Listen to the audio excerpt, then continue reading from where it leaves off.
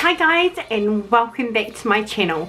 Today I just wanted to touch on something that I've mentioned in a couple of videos and I haven't fully talked about because I needed to make a video for it completely on its own, in my opinion.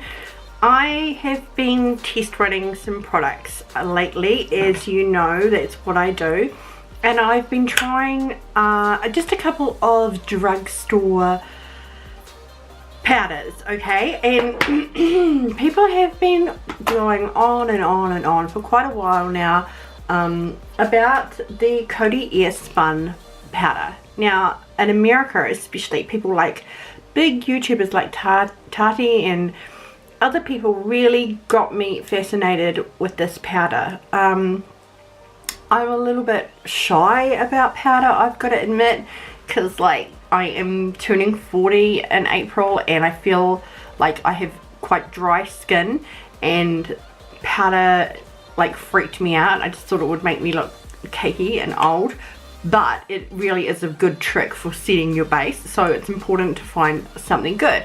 I was also intrigued with the whole baking scenario, yada yada yada.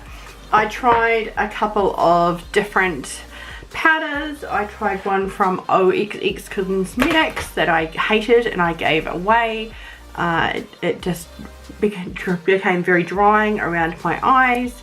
Come up in tutorials and people mentioning it as one of their favorites. I ordered it online. It's one of the only places you can get it. It is the only place you can get it if you live, unless you live in America, I'd say. So I ordered Cody airspun online, and through my favourite website, La Femme, it came within a couple of days, so I didn't have to wait too long, which is awesome because I've got no patience. No patience for waiting for things I've bought. Anyway, I have tried this with, how many different foundations? 1, 2, 3. I've tried this with about 5 different foundations, and I've had the strangest time with this powder. When I first tried it, I hated it. I actually made a video that's still sitting on my computer just trashing this product. I couldn't stand it. It just looked really drying, really chalky. It sat on top of my face, even though, you know, you're supposed to brush off the residue. I tried baking with it. It made me feel very dry. You know, the residue on it, I'd brush and brush and brush and brush, and I had some really bad experiences the first couple of times I tried this powder, and I was really disappointed and a little confused. And quite often when things don't work for me and they work on heaps of other people and you see it online, I often think it's because I'm 40 and not their age. But you know, Tati is in her 30s too, and this is a powder that she uses constantly. I found it really fragrant to begin with, and I joked about using it as a body talc, and then I put it away and I just went back to the powder that I've been loving lately. I tried good old CoverGirl. My god, I hadn't even thought about CoverGirl since I was in my teens, and I was just looking around for products that I kind of want to talk about products that people are forgetting as well, because I feel like there's a lot of hype about things that instantly come out and they're promoted, and then it's on to the next thing and the next thing and the next thing and the next thing, and people just forget about things that are really good quite quickly. And I remember CoverGirl being quite good, so I bought a powder, and the loose powder, and a concealer, and it's CoverGirl Invisible range, and I love it. I love it. It was a really good experience with a loose powder, because I've really only been using, I've got MAC Fix Plus, but that's in a pressed powder. I also have Clean Color in a pressed powder, which I really love. Like, I've hit pan with that. I really like this. It's actually a really good powder, and it cost me like $7, I think. But this CoverGirl one really changed my opinion on loose powders. I can bake with it, and it actually like works. I've had some really strange experiences trying to bake, and it works. It keeps my makeup set and flawless all day, and I really loved it.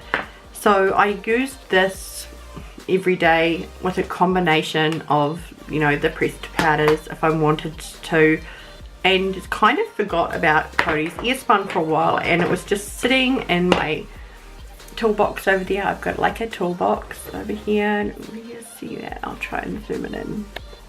I've got, yeah, there it is. I've got like a toolbox. These are my foundations and stuff sitting on the top, and then I have my powders in the corner of the top, and the trays are different cosmetics. But woo, that's a little bit close. I'll move us back. No, back. Okay.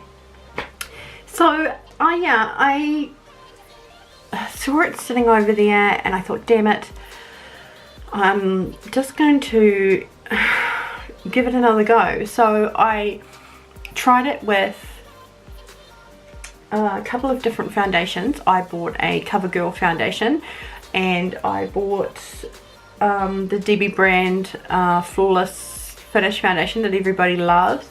I bought another CoverGirl BB cream and a Maybelline foundation and the Thin Lizzy foundation, the liquid formation, and I just tried this powder with all of them.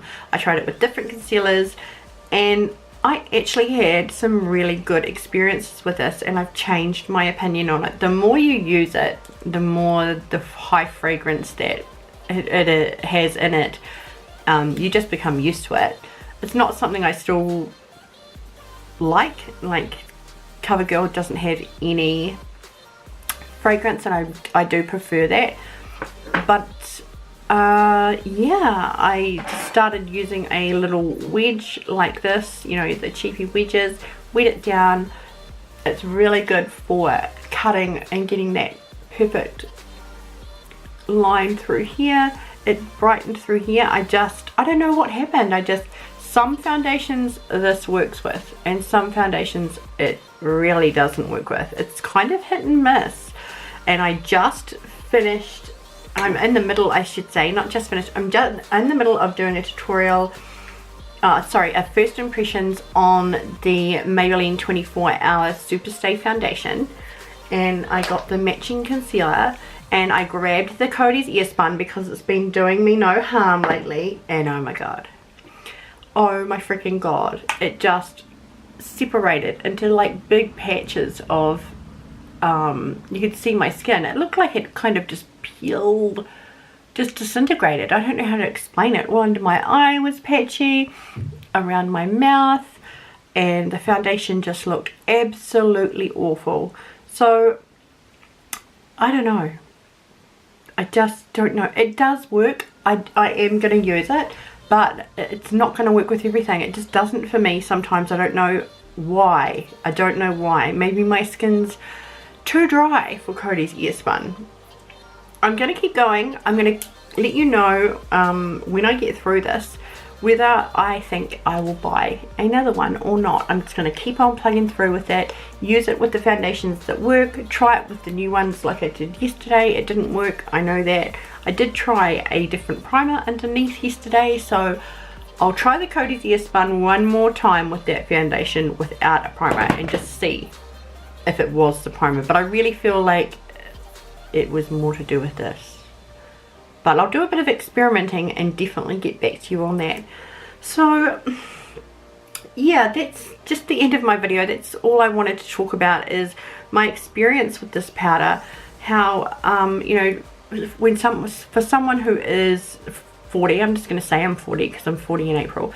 For someone who's 40, it's a little drying. It's a little bit drying, and it's going to be hit and miss which foundations this works for. I feel like it worked with foundations that were more hydrating and illuminating, and the matte the matte Superstay foundations, it is just a terrible combination. Something very, very strange happened, and this didn't work at all. So I am warming up to it. That is the thing. I haven't put my video up saying that it's horrible. I was going to, and seriously, I just tried it one more time because I just think you should, you know me, I think you got to keep trying things just because it didn't work the first time, and it has been working really, really well. Hit and miss. It's total hit and miss. So there we go. That's my thoughts on the Cody airspun. And you know, I'm all about drugstore products and saving money, so it was $19 online plus shipping, whereas I got this locally for $15. Yeah, and I prefer this one out of the two of them. This is the one I've been using over this one. I don't really have a lot of powders because it's something I'm just slowly reintroducing into my makeup, because I feared the cakey dry look.